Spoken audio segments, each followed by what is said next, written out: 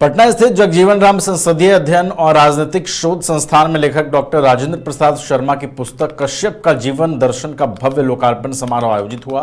पुस्तक का विमोचन बिहार के राज्यपाल सैयद अता हसनैन ने किया। इस मौके पर लेखक ने बताया कि पुस्तक में ऐतिहासिक और पौराणिक तथ्यों के आधार पर यह दर्शाने का प्रयास किया गया है कि कश्यप गोत्र विभिन्न जातियों में पाया जाता है। साथ ही महर्षि कश्यप के पारिवारिक जीवन, उनके विचारों और कश्मीर में उनके निवास से जुड़े विभिन्न संदर्भों का भी विस्तार से उल्लेख किया गया है। समारोह में पूर्व सांसद अरुण कुमार, भाजपा विधायक संजय गुप्ता, शिक्षा मंत्री मिथिलेश तिवारी, पूर्व केंद्रीय मंत्री, लेखक के पुत्र और पटना हाईकोर्ट के अधिवक्ता मदन कुमार समेत कई जनप्रतिनिधि, शिक्षाविद, अधिवक्ता और गणमान्य लोग भी मौजूद रहे।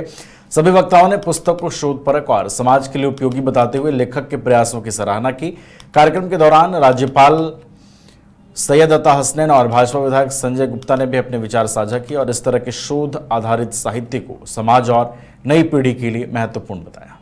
Life and philosophy of Kashyap Rishi ऐसी किताब रिलीज हुई है। इस अवसर पर मुझे बेहद खुशी है। आज सुबह मैं अखबार पढ़ रहा था, या अखबार तो नहीं, शायद सोशल मीडिया को देख रहा था, तो देखा एकदम से कि पहलगाम में एक बादल फटा है, क्लाउड बर्स्ट हुआ है। कश्मीर में आमतौर पर क्लाउड बर्स्ट होता रहता है। तो याद आया मुझे एकदम से कि आज शाम को मुझे जाना है, इस बुक रिलीज में आना है, तो यहां क्या बात करूंगा मैंने कहा सबसे अच्छा है कि जिस शीर्षक से ये किताब छपी है, कश्यप ऋषि के ऊपर जो ये किताब राजेंद्र बाबू ने लिखी है, इसी के बारे में और इसका जो वास्तव है जो इसके साथ कश्मीर के साथ, उसके बारे में कुछ बात करें। पानी, क्लाउड बर्स्ट, इस तरह की चीजें कश्मीर में आम दिन होती रहती हैं। मगर जमाना था प्राचीन काल में जब ये जो कश्मीर का इलाका है, इसको सतीसर कहते थे। ये तो आमतौर पर लोगों को मालूम होगा कि इसको सतीसर कहते थे। यहां एक बहुत बड़ी झील, ताल थी, जिसके अंदर बेहद पानी था, और उसके इर्द गिर्द जो पीर पंजाल की पहाड़ियां हैं, किश्तवाड़ की पहाड़ियां हैं, शमशाबारी की पहाड़ियां हैं, उन पहाड़ियों पे गुज्जर रहते थे। सब गुज्जरों का काम था अपने गाय बैल उनको चराना, रखना। मगर उसी झील के अंदर, सतीसर के अंदर, एक परिंदा रहता था, एक अजगर रहता था, जो आम दिन तौर पे निकल कर बाहर गुज्जरों के गाय बैलों के ऊपर वार करता था।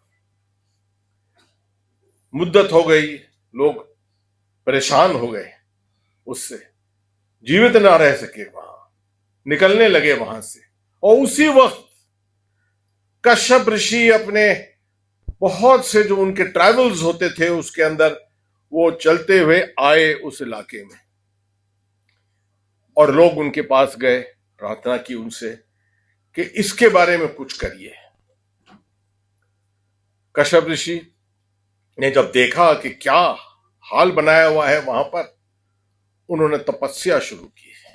वहीं तपस्या शुरू की, सालों वो तपस्या चली वहां पर। उस तपस्या में उन्होंने प्रार्थना की ब्रह्म भगवान को, विष्णु भगवान को, शिव जी को, कि कुछ इसके बारे में किया जाए।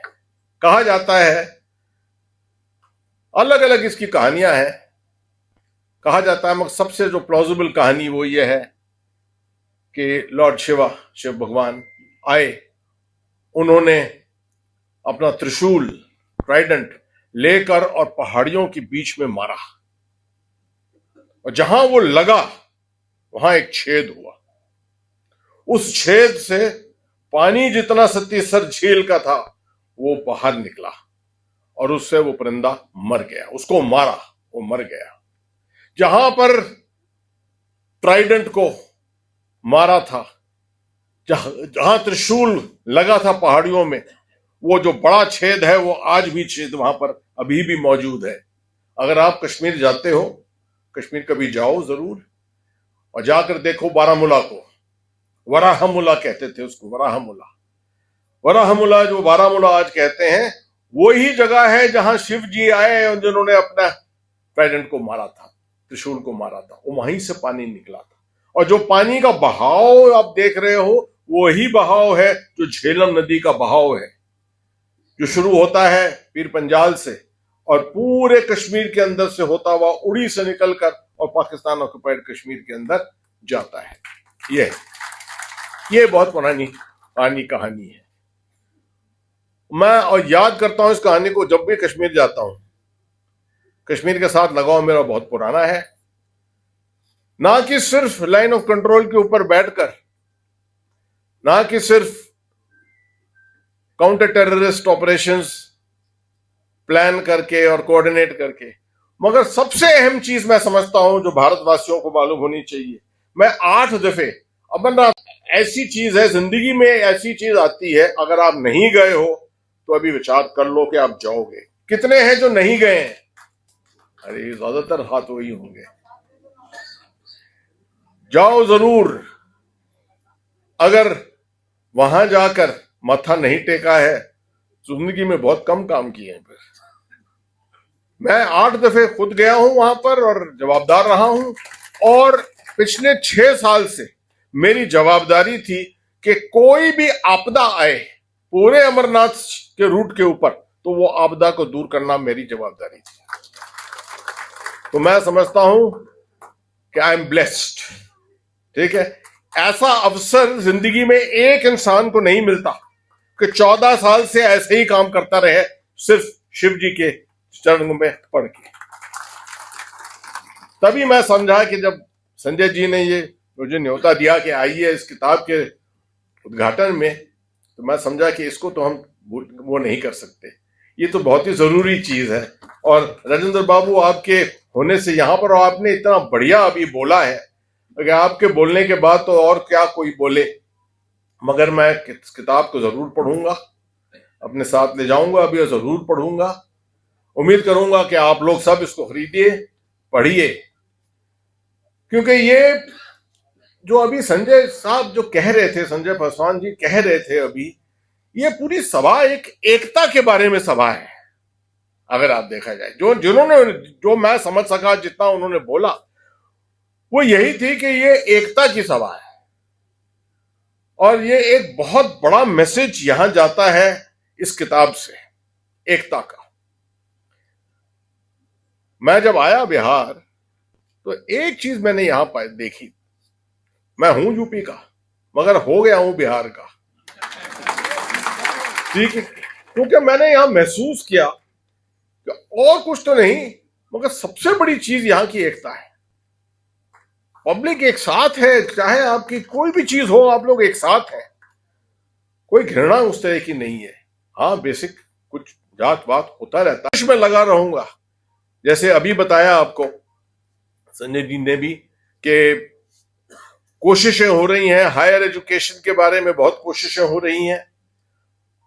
उम्मीद करते हैं कि इस आने वाले सेशन में ही, असेंबली के सेशन में ही, एक नया एक्ट जो है वो इंट्रोड्यूस किया जाए एजुकेशन के ऊपर। इसके लिए रातों रात कोई ऐसे उठकर नहीं एक एक्ट को इंट्रोड्यूस कर सकता है, इसके ऊपर बहुत रिसर्च करना पड़ता है, बहुत देखना पड़ता है। उम्मीदों पे दुनिया जीती है। मैं समझता हूं कि वो उम्मीद हम सबको बनाए रखनी चाहिए, क्योंकि इतना मैं आपको आश्वासन दूं कि लोक भवन में जो प्रयास हो रहा है इस वक्त, ये सिर्फ इसी के लिए हो रहा है कि आप जिस उम्मीद के साथ आप बैठे हैं, वो उम्मीद के ऊपर पानी ना किसी तरह से फिरे। बहुत बहुत मेहरबानी सुनने के लिए, बहुत बहुत मेहरबानी मुझे बुलाने के लिए यहाँ पर। संजय जी, मैं बहुत आभारी हूँ आपका, शुक्रिया बहुत बहुत। राजेंद्र जी, मुबारक हो, बहुत बहुत बधाई हो आपको, प्रणाम। घर रहने का मकान भर नहीं, ये खुशियों की तिजोरी है। दरवाजे पर दस्तक देता पड़ोस, खिड़कियों से उमड़ आता आसमां, तारों में उलझी ऐसी ना जाने कितनी दास्तां। कहती हैं चले डायमंड सिटी, एक सफर हम सफर के साथ अपने घर तक। Diamond city, life long bonding, 500 से ज्यादा खुशहाल डायमंड परिवार। जल्दी करें, सिर्फ 200 फ्लैट बाकी। आज ही बुक करें अपना आशियाना।